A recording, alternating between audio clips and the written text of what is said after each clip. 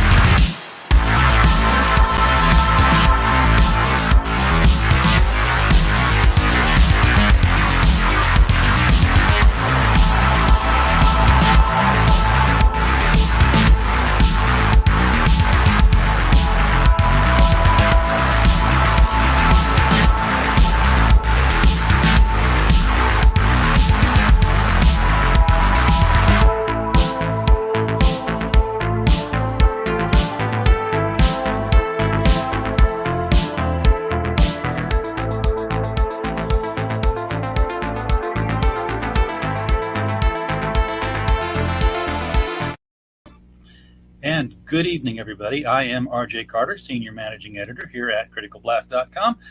And tonight we are getting in on the ground floor. It's dark in here. Let me see if I can't shed a little bit more light on things here. Okay, now I look like I'm posing for a Queen album cover. I don't know why it's so dark. I've got the same lights I always do. Doesn't matter. It's not about me.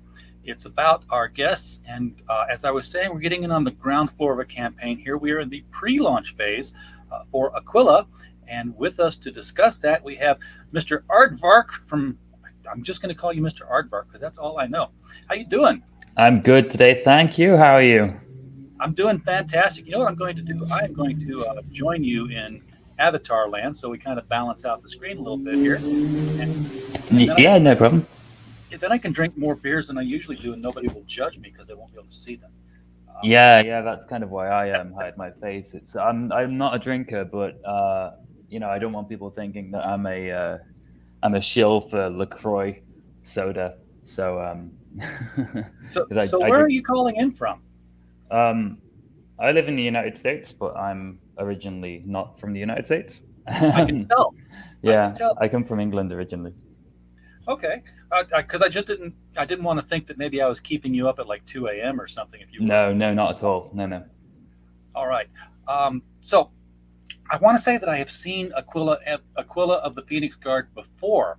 Um, is this now? This is number one Nightmare Fuel. Has this been done? Have you done other volumes of this in the past or something? No, not at all. This is a all new creation. This is the first thing I've ever published, ever launched, in to the public, at large.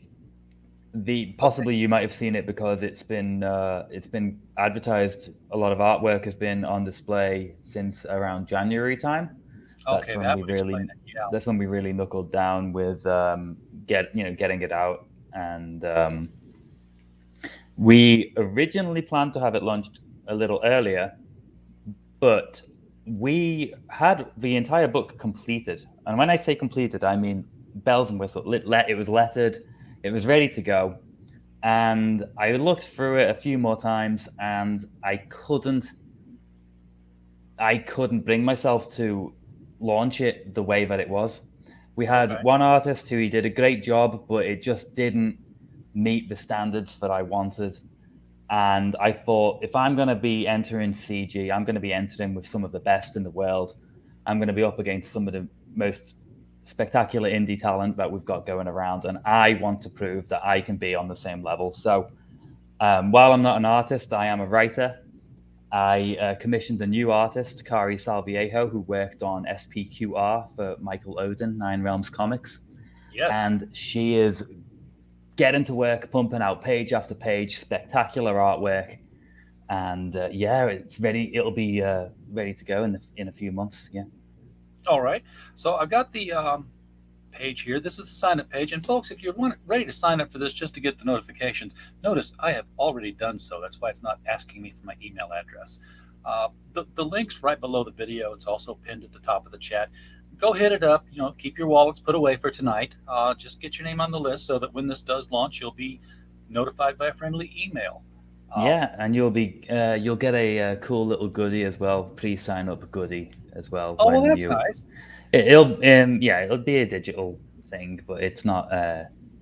It's a great little present for people who signed up to the mailing list in advance. Now, I will say that what you've really got going for you right here is something that nobody's going to look at because they're going to gloss over the text.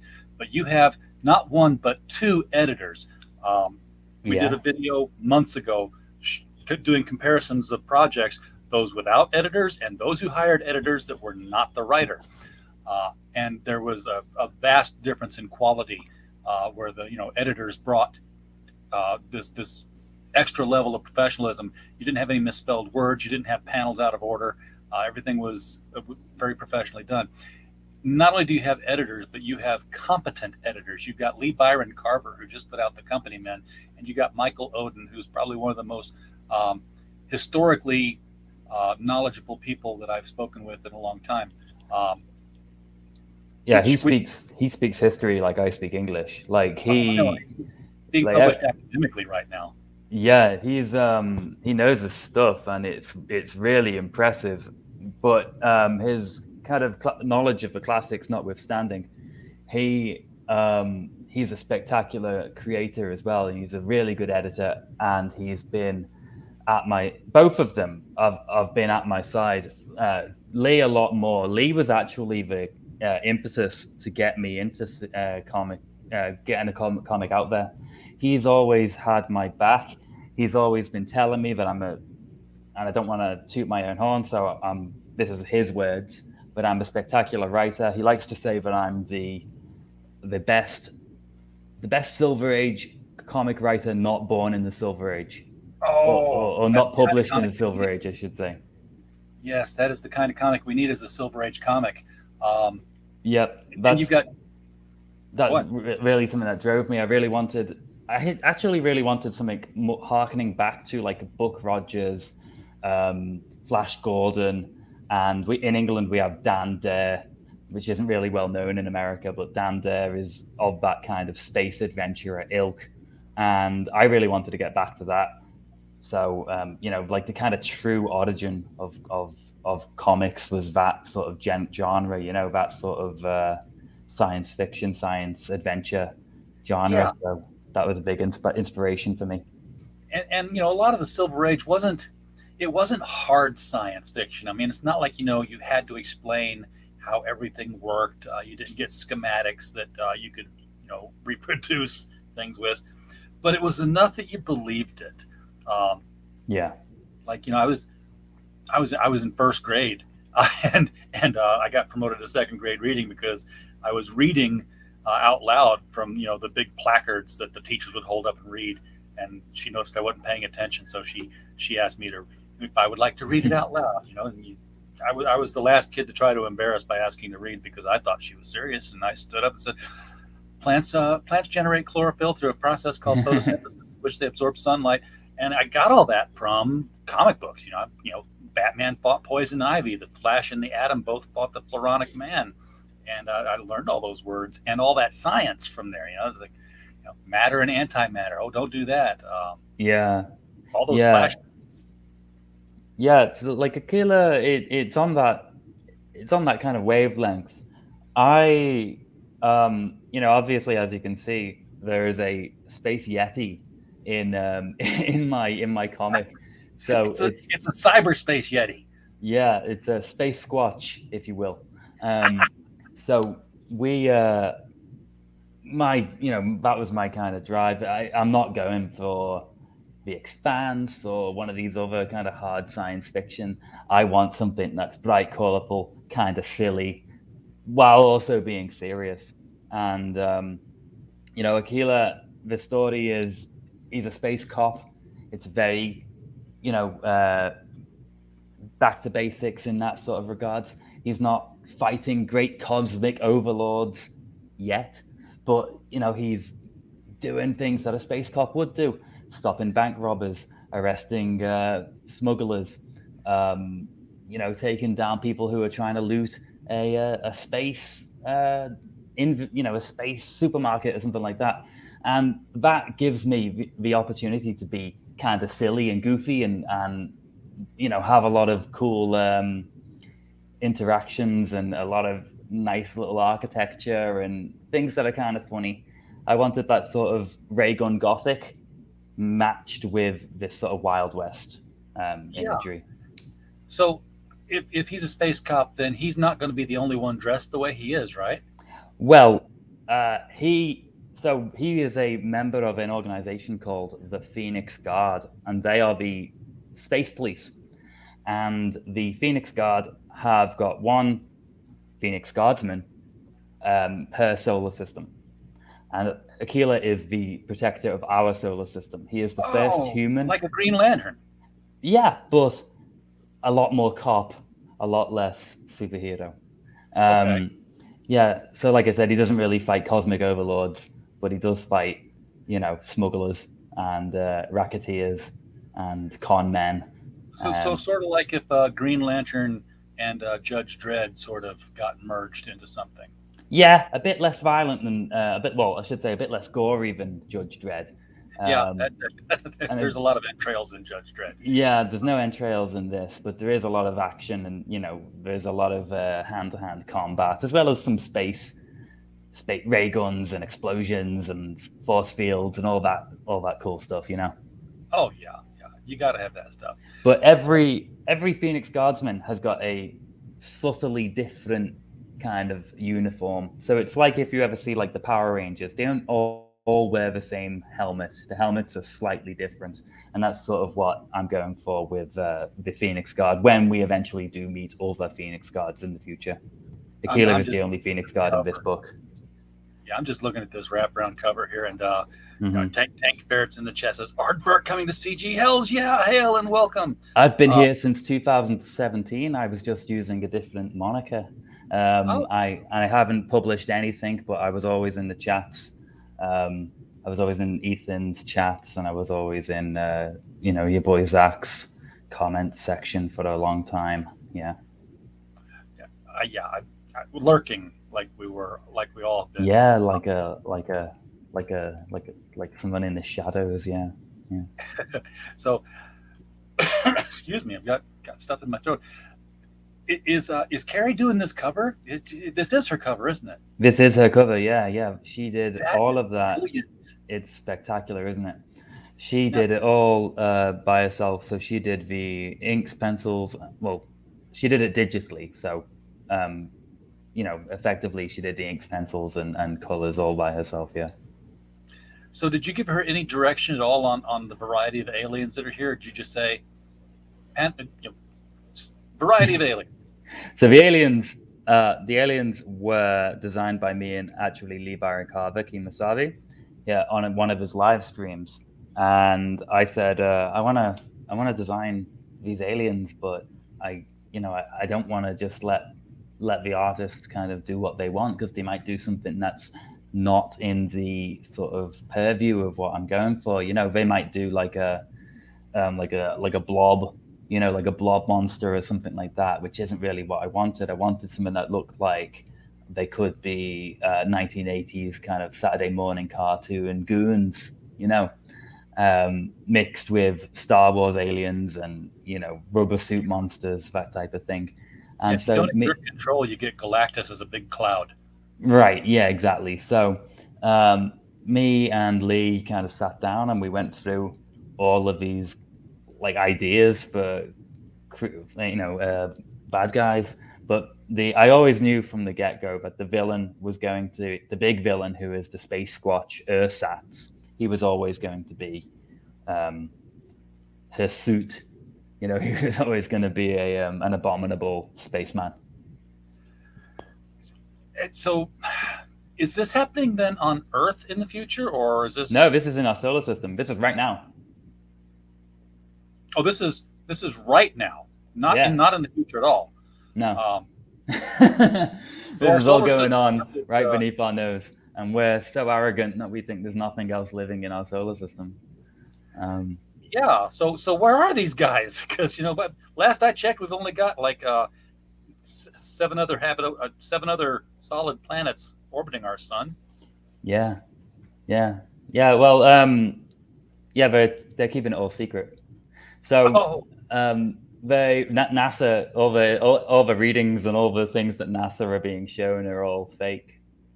Okay. Yeah, gotcha. Because they don't want the savages to. They're intercepting everything. Right. Yeah. The League of Planets, which is the space UN, they're kind of putting a bubble around Earth until they think we're ready. I always like the idea that Marvel had, and they don't really revisit this very often, but they had an Earth 2 before they got really super into the multiverse. Their Earth 2 was in the same orbit as Earth, but on the opposite side of the sun, so you could never see it. Yeah. That's in Doctor Who as well. That's I think Mondas, the 10th planet. Yeah, that occurs quite a lot actually in a lot of science fiction. It's a cool idea, but this is our this is the 8-planet Sol system. The solar system is enormous. We don't really give credit for how big it is, and even now we're discovering new dwarf planets in the Kuiper belt, and they even think that there's a 9th planet lurking even further beyond Pluto than we could have expected. And so there's so much of our neighborhood that we don't know, that we haven't explored. What do we know? What's underground on Mars? We don't even know what's at the bottom of our ocean. So who knows what's in the ice volcanoes of Enceladus? Who knows what's. This is like we're renting an apartment in the middle of the street, and we've been here for 10 years, and we don't know there's a Starbucks on the corner. Exactly. Yeah. That's I never thought about it that way, but that's exactly what it is. Yeah. I dragged this out from the stuff in the Twitter. Now this is we saw this crop version here in the preview picture, but this is the full on pencils. This is Dean James pencils, right? This is Comics made himself, Dean James. It's Dean James pencils, Dean James inks, and Dean James colors. Both of my covers are 100% one person each. Yeah. But now he's just doing this one cover though, right? Because Carrie's doing the interiors and that wraparound cover. That's right. Yeah, Dean did the cover, and Dean's going to be doing the letters as well. Very cool. So that what that tells me is that we've got at least 2 versions of this book that will be offered once you launch the crowdfunder. Yeah. So the book. So like I said, the book was completely finished before I decided to revamp it. So there's going to be 2 versions of the books, and there's going to be 2 endings. There's going to be 2 different endings. So both will be available during the campaign. So you're going to launch the one you didn't like and the one you do like. I like the other one. It's not quite what I wanted, but it is going to be released. Yeah, it is going to be an add-on, or we haven't quite decided what it's going to be. If it's going to be an add-on stage. Sorry? The pretty child in its awkward stage. Yeah. It's going to be available because I did spend money on it, and the art is good. It's just not what I wanted, and I wanted something a lot better. So that's what Kari's working on now. Yeah. So we all know that these crowdfunders for books, it's always about more than books. You're going to have more than that on there. Have you put thought into what other add-ons and or stretch goals you'll be trying to accomplish here? We have got some ideas. Yeah, I think we've got trading cards, a standee, stickers possibly. Actually, I'm working with, I'm getting a lot of advice and a lot of, there's a lot of not talking heads, that's not what I'm, like a brain trust kind of going into this. So we're still shooting ideas, but we have got like a general sort of portfolio of suggestions that we're gonna work on. Yeah. Okay, so how big of a book is this? It's not going to be very long. It's 23 pages. Okay, so a standard floppy. Yep. The one with Kari's art is going to be the canon definitive version, and so that's going to be 23 pages. Yeah. I wanted to get a book out that would be affordable, that would be easy for easy to produce, easy to get out. Not that I wanted a quality product, but I've got to be within reason with my budget and so on. So, like I said, yeah, with it's going to be a short book, but there's going to be a whole bunch of other amazing extras coming with it. Is this going to be like a one? Let me get this straight in my head now. I know you're going to be publishing more issues. You're going to be this long-running series. Do we end on a cliffhanger, or is it more like the Silver Age comics, where you had subplots that carried along, but every issue, pretty much, you saw the robber go into the bank, you stopped him, he went to jail, end of story. There is that, yeah. So it's pretty much a one shot. There are things going on in the background of the story, though. So this will have a bigger impact in a future story. Okay. I'll just put it like that. Sort of like the Iron Man movies, I gotcha. So AQUILA, or Aquila, the name obviously is very Roman for an alien. I'm assuming he's not from Earth either. He is. Now see, that's where okay. You can't tell us where he comes from. Origin-wise, I know, because that's what you got to buy the book for. But he's an Earthman protecting the solar system, and he's on this planet that's not Earth in its current time. Yeah. So this is on one of the moons of Saturn. Okay, so he could come to Earth if there were a reason to. Yeah. Yeah, he could. I can't imagine what. Okay, so in your universe, current time, current Earth, is there anything on Earth at all that people are aware of that makes it different from our world, where there's like, oh yeah, that's we have a guy who flies in this one city and he stops crime a lot? No. As of right now, No. Yeah, I do have kind of wider ambitions to sort of have those events, but this story takes place as if it was this morning, as if it was today. But So if he Earth shows up, doesn't people are going to feature in this freak. book at all. It is 100% in Saturn. But in the universe, Earth is just plodding along as normal. Okay, so if he does go home Mm-hmm. for any reason, and I have no reason to think that he doesn't continue to live on Earth and just fly to where he needs to go. If anybody, if he has to handle anything there, people are going to freak out because it'll be a shift in the paradigm of normality for everybody here. Mm-hmm.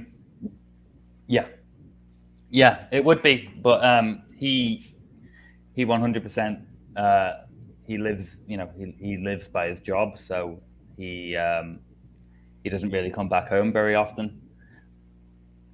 His home is probably more the headquarters or like the local precinct, because the Phoenix Guard are always on duty, and they're Okay. always it's like a firehouse almost. You know how they'll sleep in the firehouse, and when the alarm goes off, they'll all go down the fire pole and jump in the truck and get to work. That's kind of what it's like. He's always on duty, and so he's a very busy guy. So our corner of the solar system is largely forgotten by the League of Planets. They don't consider it very important. But like you said, there's not really that much going on. It's just a lot of rocks. It's just a lot of rocks in this planet full of barbarians that, they spend their time watching people do dances for 30 seconds before they watch somebody else do a dance for 30 seconds on the little handheld device. That like we don't really have a civilization. We have sort of shiny barbarism on this planet. We're still living with bread and circuses. Exactly, yeah. So they kind of look at humans and they think, maybe one day they might do something special, Yeah. That isn't to say that there's a lot of potential there. It's just that's how they kind of look at Earth, and so they don't really think much of it. And as a result, they just kind of forgot the solar system. And so if you're a criminal, it's a great place to hide. So the solar system is full of villains and crooks who are up to no good and smuggling things through here and keeping things hidden and getting up to no good in the Kuiper belt, in the Oort cloud, in the asteroid belt. Yeah.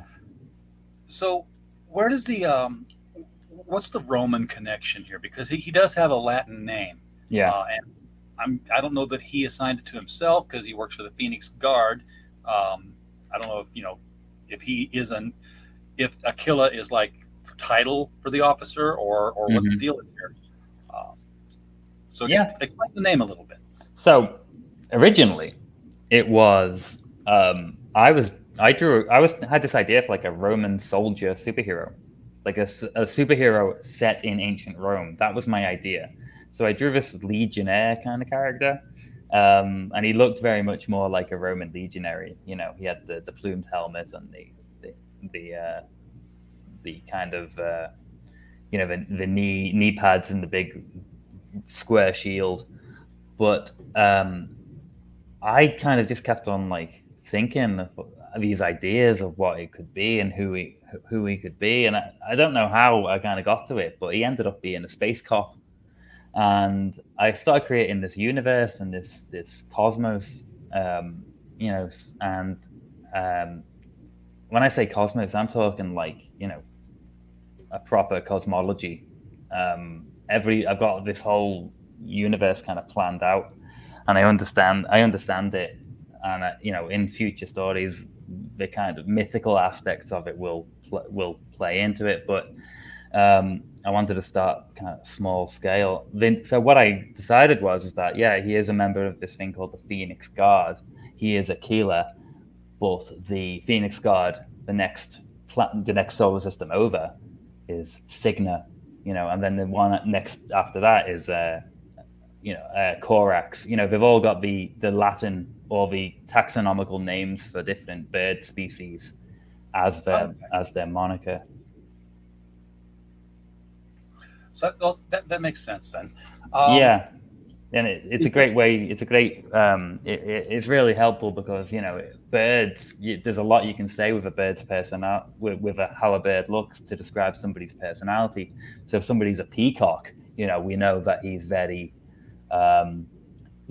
flamboyant and thinks a lot about himself. If somebody's an owl, they're wise. If somebody's a raven, they're a bit shifty. There's a lot you can say with just a name. Yeah, we have hawks and doves, and chickens. Yeah. Somebody's called Chicken that we know. Well, that's the other thing, though, isn't it? It could be a proud rooster like the French, like that type of attitude, or he could just be a coward. Yeah. Yeah, cock. You can be either a chicken coward or the cock of the walk, or right. Yeah. I never thought about that. Every bird does have its own sort of personality. Yeah, it does. Yeah. One of my favorites is actually the secretary bird. You ever see one of them? I don't think I've even heard of that. The secretary bird is this weird kind of gangly bird, and it stomps on snakes. It's got this very powerful stomp, and it kills snakes by stomping on it. That's very cool. Yeah. My window is right behind my laptop, so I've got a squirrel feeder out there and a bird feeder affixed to the glass, and I got these cute little bluish birds with a little point on their head. I'm like, what the heck are these? And I looked them up, and I'm like, well, I can never tell anybody at work that I have tufted titmouse feeding from my feeder here. I'll just say I get robins. Yeah. Like the robin's personality is that it's known for being very feisty, and it will fight to its death to protect its nest, which a lot of people don't know. I did not know that either, but that might be the English robin. The American robin is a bit different. Yeah, the American robins, a little bit more ambivalent. Yeah. I'm thinking now, the Batman and Robin thing. Yeah. I was this, but now I'm that. So when are you looking at actually, pressing the launch button on this thing? We're thinking sometime early July. Early July. Okay, so collect signatures. Well, not signatures, but emails up until that point. Yep. Are you getting a lot of traction in the email department? I mean, are people signing up? We've got 104 signups so far. I think that's good. I think you're sign up number 104. Yeah. Yeah. All right. That is very good. So by July, you should. By July, you'll have a lot more signatures, and I think you'll have a lot more pages done too, since you are. The book is. We've already got 5 pages done, so that's a quarter of the book almost. So yeah, by July, like the majority of the book will be finished, and like I said, it's already the covers are done, the scripts are done, and we've got Dean working on the lettering, and he already knows. Me and Dean, we're actually really good mates, and he's in the chat right now. And so Dean knows what I want very well. So he's going to be, somebody once said that the lettering is the soundtrack of the comic, and I think that's very true. Yeah. And Dean and I are very much on the same page, and he understands what I want. Like the cover that he chose the colors. It is a very bright and colorful. I think it's one of his best works. I think it is his best work, frankly. And he chose those colors because he knows that I like the Dragon Ball series, and he knows that I like the bright, colorful, silly-looking aliens in Dragon Ball. So he really went for that, And the color, I think the color of the shade of blue he chose is the same shade of blue that Vegeta wears, and so he put a lot of thought into really making this cover what I want it to be, and I really appreciate his hard work. Yeah, the lettering is a very subtle art in comics, because if you do a great job lettering, no one's even going to know you were there. Letterers only get noticed when they screw up. Yeah, and Dean's a fantastic letterer. You don't know it because he doesn't really letter as much. He's more known for being a cover artist and a sequential artist, but he's a spectacular letterer, and he did letter I said the original book was already lettered. He did that to a spectacular job on that. So I can't wait to see what he'll do once the main book is completed as well. So why in the world? This is 2022, man, Yeah. and you've observed all the friendships that can be made making comics, and I say that with every bit of sarcasm I can muster. Um, why the hell would you get into this business? I have wanted to be a writer since I was old enough to hold a pencil. I'm not kidding by that. When I was a little boy, my first ever school teacher, she predicted that I would be a cartoonist, because I was always drawing and I was always creating these like casts of characters. I wasn't.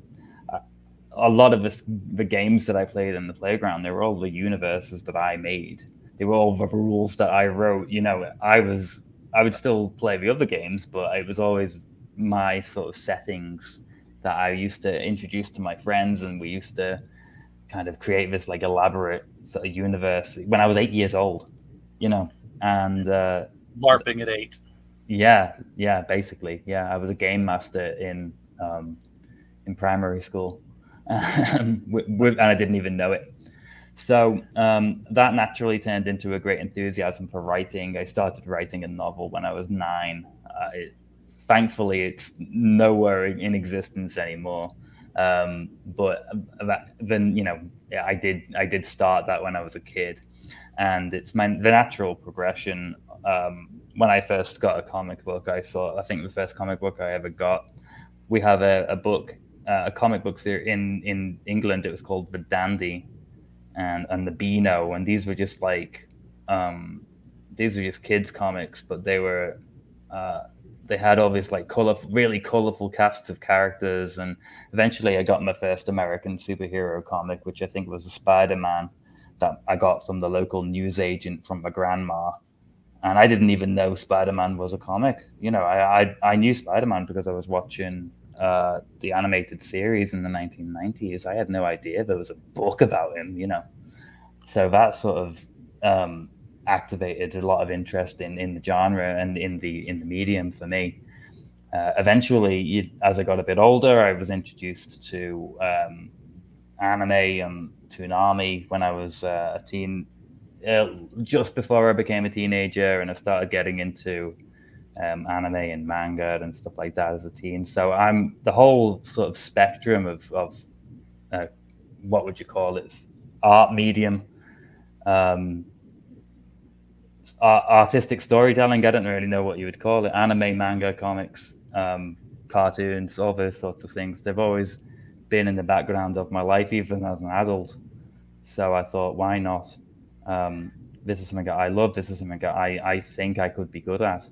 And I want to see, if I write a book, all that's just going to be in my head. If I write a novel, people are only going to know exactly how I want it to. People aren't going to know exactly how I want the characters to look. But if I have it in a comic, they'll be able to see it more viscerally because it'll be illustrated and it'll be exactly how I want it. Exactly. If you illustrate your characters, there is absolutely zero chance that Netflix will cast them with somebody that doesn't look anything at all like your character. That's a large inspiration as well. Yeah, that's a large kind of reason. That's a good reason to do it. And you see, even now with the movies, as terrible as some of the more recent ones have been, they are becoming more comic accurate with the costume designs in places. Stargirl, especially. Yeah, and they're kind of embracing a lot more of the sort of Silver Age, but a lot less embarrassed by the fact that the comic book origins, I think. So, Yeah, I mean they did do that for a very long time. I mean, they were armoring up the heroes. DC was, the Michael Keaton Batman, for as wonderful as it was at the time. mhm. It was just he couldn't move in that armor set. Um, they were making things dark and dreary, and Marvel, for when they finally kicked off the MCU under their own, is like, hey, that looks like Iron Man. That looks like Captain America. He's got wings on the side of his head. Uh, Yeah, yeah, so yeah. it, So it, that's all that. Yeah, that comic there, that is the Dandy. Yeah, that is. So the Numbskulls, they were characters that were the little creatures that operate your brain. So they pull levers and stuff when you want to move an arm, and they pull. If you want to close your eyes, there's somebody, using that mechanism. And there's Desperate Dan as well. And forgive me, it has been like 27 years since I saw a Dandy comic, but Desperate Dan, if I'm not mistaken, he was like a Popeye sort of character, where he's very strong, but maybe not very bright. That sort of trope. But these are the comics that we had when I was a kid. Yeah. I've never seen this. Now, I've heard, Alan Moore go on about, it's like slim pickings is the phrase we have here in America. And the comics, like you had comics, but they were like things that nobody over here would hear of, and they were weird. It was like, he talks about Robot Archie. I don't know that one. Hero. Well, it's like the 50s, I think, when it came out. All we know over here is 2000 AD Judge Dredd. Yeah, and Marvel Man, Miracle Man. That's it. That's all we know that you published over there. I just see it now. I'm sorry, I have to kind of squint and lean close to my computer screen to see that image. But if you look right at the bottom, you'll see there's a character called Banana Man. Yes. And Banana Man's power is that he gets superpowers when he eats a banana. Really? Yeah. Eat a banana, get superpowers. Exactly. Yeah, I think he has to eat like a certain amount of bananas. You could just carry around a bottle of potassium pills and be done with it. But no, it's got to be a banana. Got to be the full banana. So he dresses like a banana, which I think he's like Shazam. I think he eats a banana and then pow, he's got. It's been, like I said, it's been a long, long time since I looked at it. But I think it's like he eats a banana and then bam, he's got the powers of. He looks like a Don Martin kind of character. He's got the big heroic chin. He's got the wings on his head. Yeah. And his gloves and boots look like he would be slipping around because they are banana peels. Well, that would be effective if you're a superhero, though, wouldn't it? Because you can make other people slip. Yeah. So I brought that up there just because I'd never heard of the Dandy before. That's I learned something tonight. But obviously they did have a reach from America. With DC, Marvel. So there was another. There was actually a space comic series. It was kind of our version of Flash Gordon and Buck Rogers. We had Dan Dare. Yes. Dan Dare, and he was like that, but he was very much like a British airman in space. So kind of like that Sky Captain movie, but in space with aliens. Yeah. Like really weird looking aliens that float around on platforms and stuff like that. Yeah, at one point I talk about how I grew up in a place in Illinois where all the comic books in America were printed. So I got all the free DC and Marvel comics I could handle just because people brought home print overruns and stuff. Right. And I guess at some point, either the UK, they either started printing over here or they licensed them out because I started getting books from Eagle. And they weren't. It wasn't 2000 AD, but they were licensing the stories from 2000 AD. So it was literally Judge Dredd, the comic book, not Judge Dredd as part of 2000 AD. Yeah. And it was bizarre and captivating. I'm like, this is new, and I was just totally into it. The story plots were they were just fresh things, things that I would never think of. I know there was one, they were fighting a war, and the way they fought this war was, it wasn't like the whole country teamed up and massed on the other country. It's like, you send 10 of your best guys and we'll send 10 of our best guys and we'll seed land. I'm like, that would save so many lives. That's brilliant. Let's do that. Yeah. But the other team had guns, and they were like laser guns, but they would go out, they would shoot out so far and then it would explode. And they were, like, people were hiding behind things and still getting shot because they were range weapons. It's like, you would say explode at 35 meters or explode at 20 meters. Oh, that's a really cool idea. And, you just dialed it in and then fired it. It didn't matter what you were hiding behind. This electrical beam was going to go through everything and get so far, and boom. The only way to survive was not hide, but run at them as fast as you could, faster than they could dial, which is what Dredd did because he was on the team. Yeah. Like that's a great idea. I might have to tribute it. It's been 30 years. I'm sure they've forgotten they've done it. Yeah, well, when the Dan Dare comics, I know because I watched a little documentary about it. When I say a documentary, it was one of those Pathé, British Pathé sort of.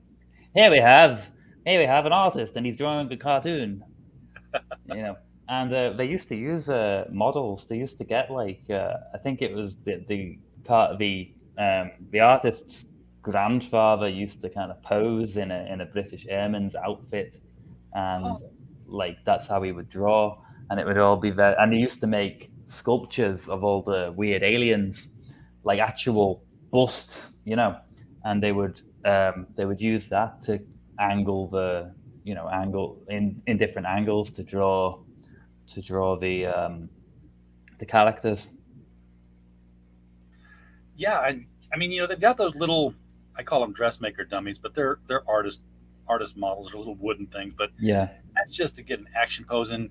And quite honestly, when somebody's using one, you can tell because it doesn't have the dynamic flow that somebody drawing freehand does. Like, what's his name? Clayman is a fantastic draftsman. His art is perfect, but at the same time, it looks like mannequins. It doesn't look like people. Yeah. And I don't quite. It's an indefinable quality, but I can pick it out. When I saw him drawing Heroes in Crisis, it was the best part of the book. And when I zoomed in on faces, it was like these eyes are dead, like dolls. I don't know how you draw living eyes, but these eyes don't got it. Yeah, the Uncanny Valley. Maybe that's it. Yeah, boy, it's funny that you mentioned that because I've been binging on the Lincoln Lawyer this afternoon, and the software engineer that is in the story brought that up, the Uncanny Valley, where you can't accept it as something real. Yeah. Well, we're getting closer and closer. There was a video that Dean had on his show last night on Comics Mate, and it was a Japanese girl, and she was completely 100% digital, but you wouldn't know it. She looked 100% lifelike, and it was when you found out that it wasn't real, it was like, hang on, wait, no, that's definitely got to be real. That can't be fake. But it was digital. It was astounding. We're kind of getting there. In the future, we won't even need actors and actresses. It'll just be people, animated people. And I think maybe they might license out the features of famous actors and actresses or whatever from the past. But 80 years from now, Stan Lee will still be showing up in Marvel movies. Yeah, we saw that, didn't we? And that happened today. He got they sold the rights to his image, to his face. Yeah. Well, they've been doing that for a while because Forrest Gump is an old movie now. Yeah.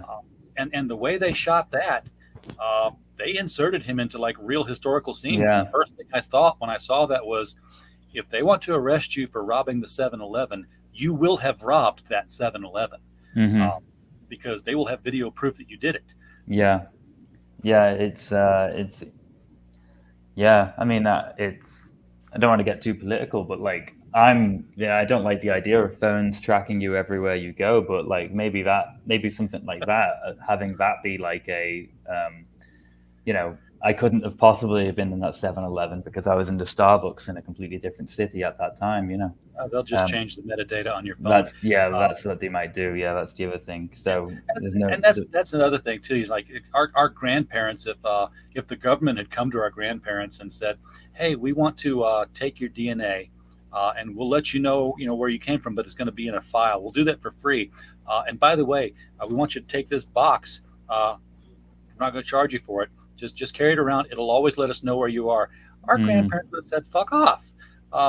But here we are. They're like, "Hey, if you give us $100 and some of your saliva, we'll put it in a file, and if you give us $800, we'll give you this box. And we're like, oh yeah, I want that box.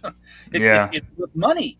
So now we're paying for something that we would have never taken for free 30, Right. 40 years ago. Yeah.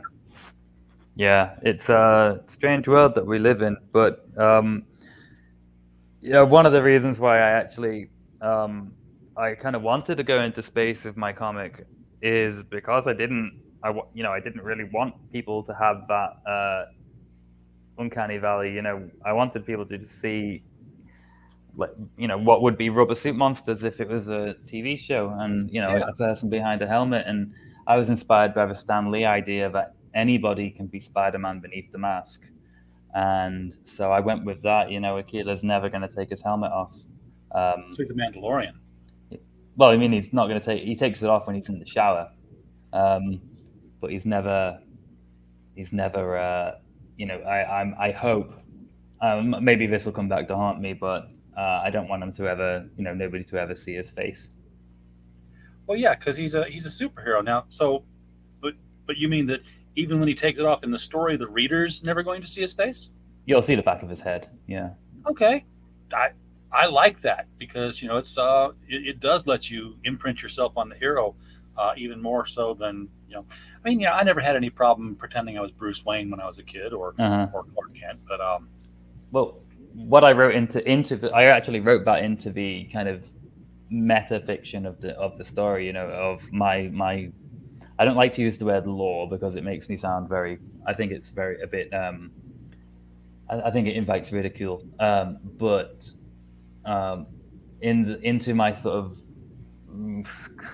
what would you even call it? My architecture, I guess, of the universe. That the Phoenix, one of the reasons why the Phoenix Guard hide their faces is because a lot of the aliens have got different prejudices and they've got different opinions about these different aliens. And if they knew he was a human, then they might not take him seriously.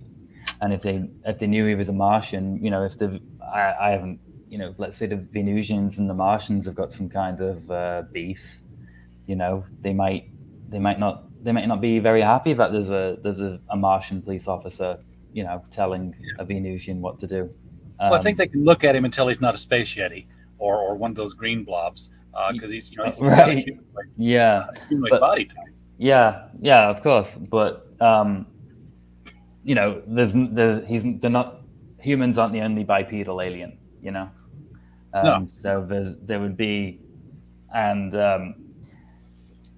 animals tend to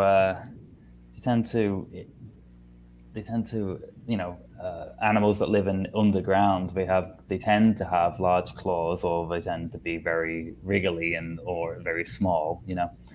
Animals that like to dig, mammals that like to dig, so moles, aardvarks, they like to have long claws. And so people that live in particular environments, which is, I guess, civilization, they're going to have particular traits. They're all going to be walk upright.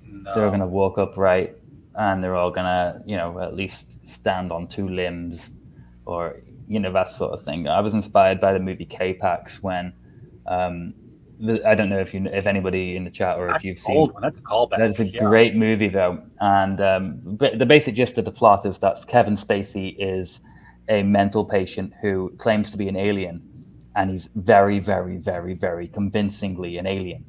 And Jeff Bridges is a psychiatrist, and he has to wrestle with the possibility that his patient may be telling 100% the truth about who he is and where he comes from. And one of the questions Jeff Bridges asks Kevin Spacey is, why do you look like a human if you're from K-Pax, if you're from the planet K-Pax? And Kevin Spacey says, why is a soap bubble round? And Jeff Bridges is like, I don't know. And Kevin Spacey explains, a soap bubble is round because it's the most efficient way for a soap bubble to store energy. So that's the reason why a soap bubble takes the form of a bubble. It's because the molecules within the bubble, the particles, the atoms, in order for the bubble to sustain itself, it forms that shape. Yeah. So for me to be a sentient bipedal life form, I have to take the shape of a sentient bipedal life form. My atoms of, my body structure, my DNA takes the shape of a two-legged, two-handed, pink-skinned, or whatever color, not furry being, because that's what is required of me to be a human being. When I said pink-skinned, you know what I meant. Kevin Spacey in that sense. It could be any color skin. Yeah. Well, I meant to say like red meat. When we're all pink on the inside. We're all pink when you cut 2 inches in. Yeah, that's what I meant. All right, so July we're going to launch delivery date ideas. We would like to get it out as soon as, not as soon as, but fairly quickly after it launches. Yeah, I don't have a delivery date, but like I said, the book is very short, so it wouldn't take very long to print, I guess, in large amounts, and the book's pretty much 100% finished. So, well, it will be almost 100% finished by the time it's launched, so there wouldn't be a very long wait time. Dean, you missed the conversation there. We were talking about there being other bipedal life forms in the solar system that he could be mistaken for as long as he's wearing a costume and a mask.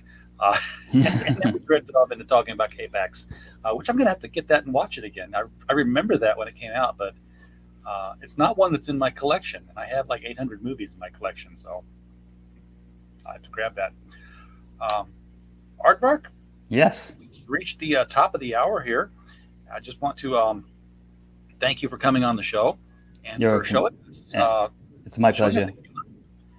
This is going to be a fun book. I think people are really going to dig this. I can't wait for it to launch and have you come back when we can go over all the different products that are going to be in it and maybe dig some deeper into the pages that'll be ready to present.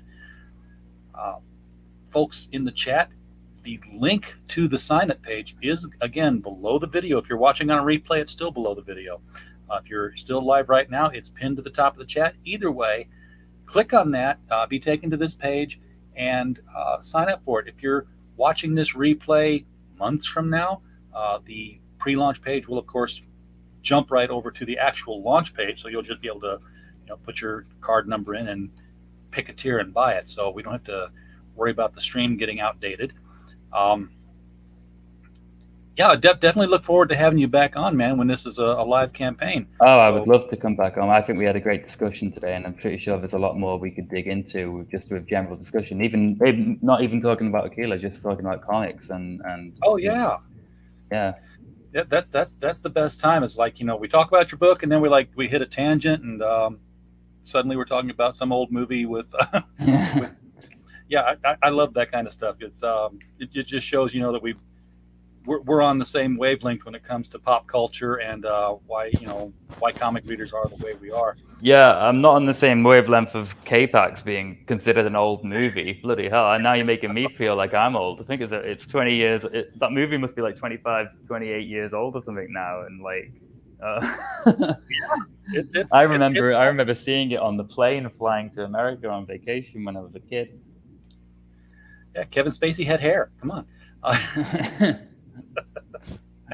All right, folks in the chat, thank you so much for popping in and staying with us tonight. We do appreciate you being here. As I always say, we don't have a show unless you're here to watch it. And as always, while you were here, we just hope you had a blast. Good night. Good night.